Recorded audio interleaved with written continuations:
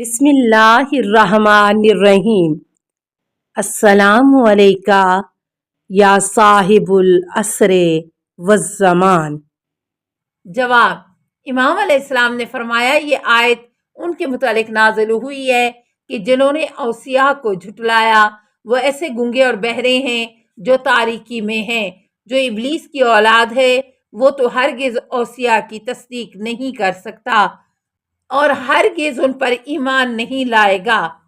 یہ وہی لوگ ہیں کہ جنہیں خدا نے گمراہ کیا ہے، اور جو کوئی آدم علیہ السلام کی اولاد سے ہے وہ اوصیاء پر ایمان لائے گا اور وہ صراط مستقیم پر ہے۔ راوی کہتا ہے کہ میں نے حضرت امام محمد باقر علیہ السلام کو فرماتے ہوئے سنا کہ جن لوگوں نے ہماری آیتوں کو جھٹلایا اسی کا باطنی مفہوم یعنی سب اوصیاء کو جھٹلایا ہے۔ سوال: جابر جعفری کہتے ہیں کہ میں نے حضرت امام محمد باقر علیہ السلام سے اس آیت کریمہ کے متعلق پوچھا۔ ثم اورثنا الکتاب الذین اصطفینا من عبادنا فمنہم ظالم لنفسہ ومنہم مقتصد ومنہم سابق بالخیرات باذن اللہ۔ پھر ہم نے اس کتاب کا وارث اپنے برگزیدہ بندوں کو بنایا، ان میں سے کچھ اپنے آپ پر ظلم کرنے والے ہیں اور بعض اعتدال پسند ہیں اور بعض خدا کی اجازت سے نیکیوں کی طرف سبقت کرنے والے ہیں۔ سورہ فاطر 35 آیت 32۔ جواب: امام علیہ السلام نے فرمایا ستمگر سے مراد وہ انسان ہے جو امام کا حق نہیں جانتا، اور مقتصد اعتدال پسند سے مراد وہ ہے جو امام کے حق سے آشنا ہے، اور خدا کی اجازت سے نیکیوں کی طرف سبقت کرنے والے سے مراد امام ہیں۔ جنت و عدن یدخلونہا، سورہ فاطر 35 آیت 33۔ ان کی جزا ایسے جاوید باغات ہیں کہ جن میں یہ داخل ہوں گے، یعنی سبقت کرنے والے، اور مقتصد یعنی اعتدال پسند داخل ہوں گے۔ سوال: سمالی کہتے ہیں کہ میں مسجد حرام میں حضرت امام محمد باقر علیہ السلام کی خدمت میں بیٹھا ہوا تھا کہ اچانک بصرہ کے رہنے والے دو آدمی آ کر کہنے لگے، اے فرزند رسول اللہ، ہم چاہتے ہیں کہ آپ سے ایک مسئلہ پوچھیں۔ کہنے لگے ہمیں اس آیت کریمہ کے متعلق بتائیں۔ ثم اورثنا الکتاب الذین اصطفینا من عبادنا فمنہم ظالم لنفسہ ومنہم مقتصد ومنہم سابق بالخیرات باذن اللہ، ذالک ھو الفضل الکبیر۔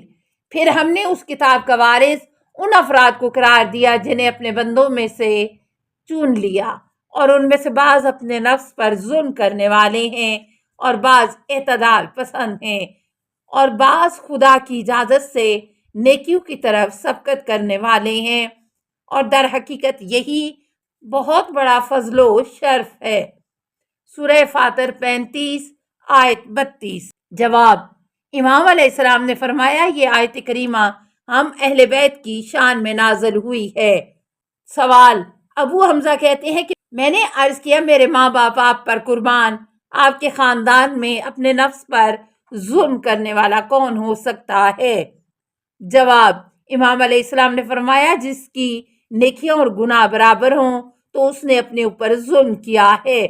میں نے عرض کیا آپ میں سے مقتصد اعتدال پسند کون ہے؟ امام علیہ السلام نے فرمایا جو خدا کی سختی اور آسائش دونوں حالتوں میں عبادت کرے یہاں تک کہ منزل یقین تک پہنچے، یہاں یقین سے شاید موت مراد ہے۔ سوال: میں نے عرض کیا آپ میں سے سابق بے خیرات کون ہے؟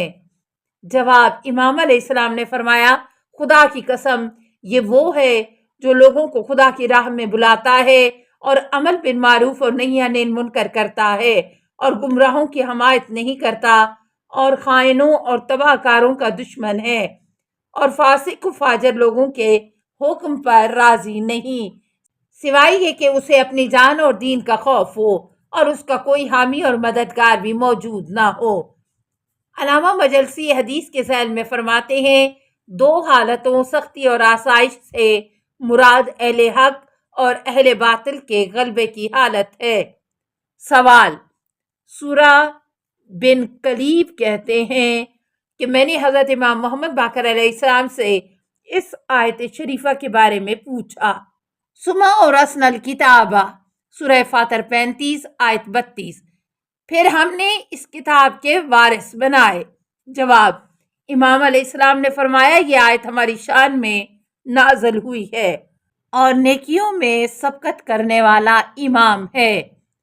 سوال: سورہ بن کلیب کہتے ہیں کہ میں نے حضرت امام محمد باقر علیہ السلام سے اس آیت کریمہ کے متعلق پوچھا۔ ثم اورثنا الکتاب الذین اصطفینا من عبادنا، پھر ہم نے اس کتاب کا وارث اپنے برگزیدہ بندوں کو بنایا۔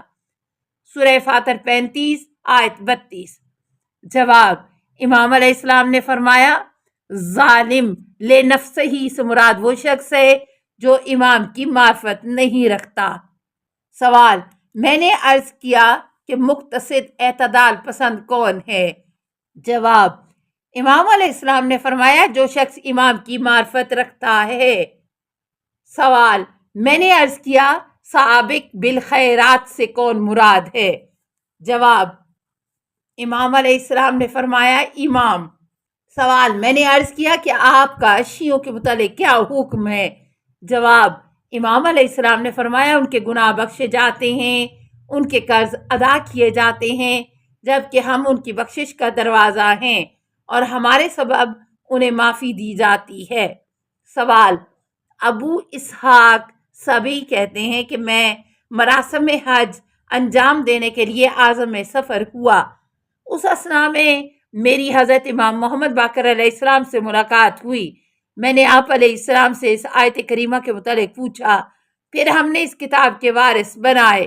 جواب: امام علیہ السلام نے فرمایا اے ابو اسحاق، تمہاری قوم کے لوگ کوفہ والے اس آیت کے بارے میں کیا کہتے ہیں؟ میں نے عرض کیا ان کا خیال ہے کہ یہ آیت ان کی شان میں نازل ہوئی ہے۔ امام علیہ السلام نے فرمایا پھر کس چیز سے ڈرتے ہیں جبکہ وہ اہل جنت میں سے ہیں؟ میں نے عرض کیا قربان جاؤں، آپ اس بارے میں کیا فرماتے ہیں؟ امام علیہ السلام نے فرمایا اے ابو اسحاق، یہ آیت کریمہ خصوصاً ہمارے متعلق نازل ہوئی ہے۔ سابق بالخیرات سے مراد علی ابن ابی طالب علیہ السلام، امام حسن علیہ السلام، امام حسین علیہ السلام اور ہم اہل بیت کے شہداء ہیں، اور مقتصد وہ ہیں جو دن کو روزے رکھے اور رات پر عبادت کرے، اور ظالم نفسہ وہ ہے جو توبہ کرنے والا ہوگا اور وہ بخشا جائے گا۔ اے ابو اسحاق، ہمارے سبب اللہ تعالیٰ تم سے ننگو عیب کو جدا کرتا ہے اور ہمارے سبب اللہ تعالیٰ ذلت کے رشتوں کو تمہاری گردنوں سے علیحدہ کرتا ہے، اور ہمارے باعث تمہارے گناہ بخشے جائیں گے، اور ہمارے سبب اللہ فتح دیتا ہے اور ہم ہی پر ختم کرتا ہے، نہ کہ آپ لوگوں کے سبب۔ ہم تمہاری پناہ گاہ ہیں، اصحاب کہف کی مانند اور کشتی نوح کی مانند۔